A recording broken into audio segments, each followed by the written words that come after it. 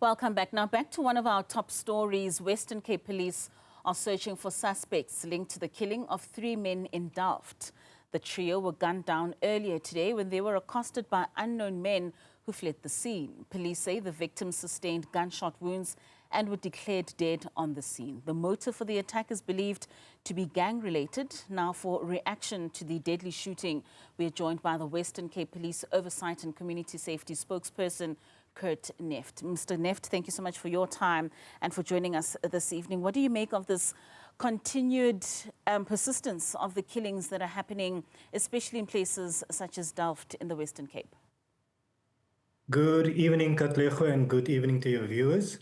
Firstly, the Western Cape Department of Police Oversight and Community Safety strongly condemn the killings that are continuing on the Cape Flats especially, and most of them are gang-related.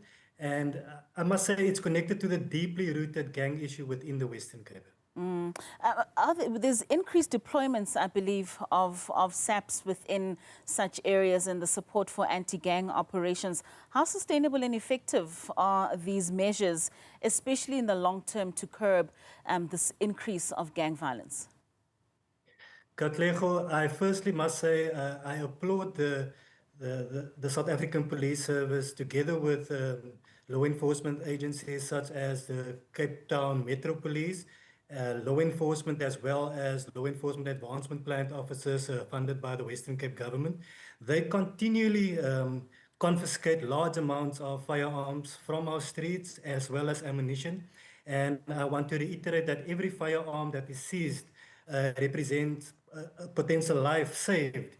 And I think they are really putting all in. We've also have bolstered capacity from other provinces joining the Western Cape Police in really having this targeted approach to these gang groupings and trying to dismantle their grip on the Western Cape.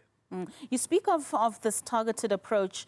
There's firearms that have been confiscated over some time. What would you say are the main challenges that are being faced by law enforcement in dismantling this entrenched gang structures, especially in the Cape Flats? Yeah, Katlego, I would say it's ascribed to the fact that gangsterism is so deeply entrenched in our societies, and a lot of time we need to rely on tip-offs and information from community members to inform police of where firearms are, and that helps our intelligence-led operations as well.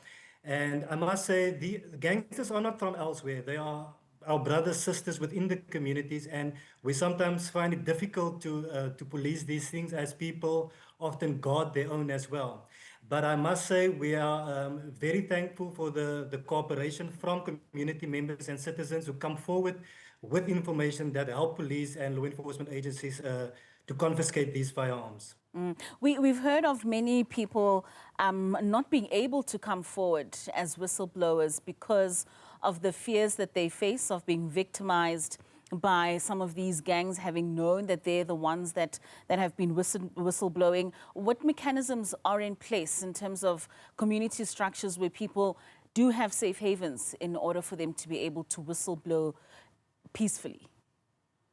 Okay, I must inform you that there are systems in place to actually protect the identity of people wanting to give information, such as the MySaps app, where people can anonymously log onto the app, give information from the safety of their own homes and not disclosing their identity.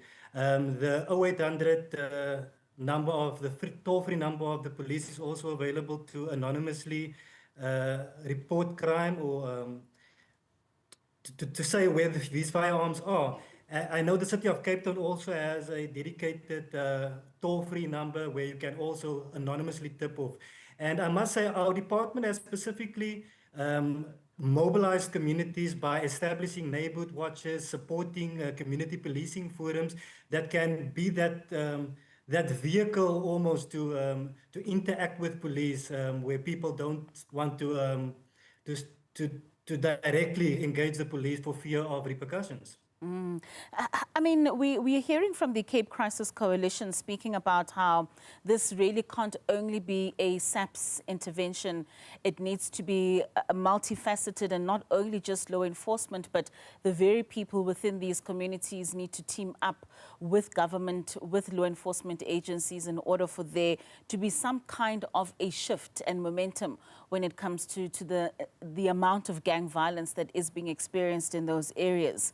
Are those efforts yielding any kind of success in ensuring that you're bringing together multitudes of people and ensuring that young people are not finding themselves? Because, I mean, there's a lot of social issues that are at the root of a lot of the gang violence. It's the economic disparities, unemployment, it's the lack of social services and so on.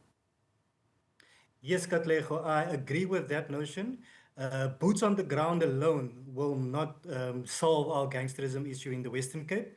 That's why the Western Cape Department of Police Oversight and Community Safety has embarked on a community consultation process in revising our Western Cape safety plan.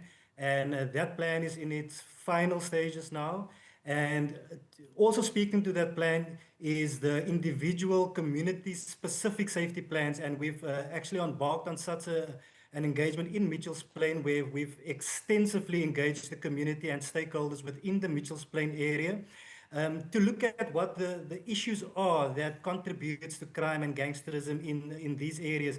And we have this collective approach, whole of government, whole of society, and we're looking forward to working with the community of Mitchell's Plain and address these things head on. As correctly as you said, that policing alone will help it. We have a whole of society, a whole of government, getting all the government departments and institutions within communities together to solve these issues. In your view, Nefdt, why do you think this escalation is continuing in the way that we are seeing, where almost every single week families are burying loved ones due to gang violence? Where are the gaps, or what are we missing? I must say, Katlego, I personally, in my view, I think that because the monetary value to gangsterism and the gun and drugs trade, gangsters are just highly motivated, and that's why it makes it difficult to stop them. And like I said previously as well, they are deeply entrenched in the Western Cape, and they are so splintered and fighting against each other as well for territory and a grip on the drug trade. And you speak about this being deeply entrenched, and it has been going on for years. What lessons has the Western Cape government then learned from previous efforts to combat violence and gangsterism, and how are these going to then inform current strategies going forward? Yeah, I think the biggest part of the revised safety plan is that we see that we need to have a community-focused approach where we look at the wellness of the community. Because if you have healthier communities, you can divert the young people from gangsterism or the lure of gangsterism and get them into making positive contribution to society. Because it's only when somebody can really sustain themselves then they have an alternative to joining gangs and getting involved in gangsterism. And the role that national government policy as well as resources can play in supporting the province in your efforts to curb all the murders and the ongoing violence? Yes, I think most of the viewers will be aware of the fact that we've been calling for a long time for more resources from the national government when it comes to policing in the Western Cape. And we really do hope that Minister Kachalia, the acting police minister, will assist us with getting more policing resources into the Western Cape so that we can bolster capacity to really take the issue of gangsterism head on. All right, Kurt Nefdt, thank you so much for your time this evening. It's quite concerning, especially the escalation of the murders and the deaths of young people, especially within the Cape Flats that we are seeing over the weeks. We certainly do hope that there are immediate measures to curb many of these deaths. That is the Western Cape Police Oversight and Community Safety spokesperson, Kurt Nefdt.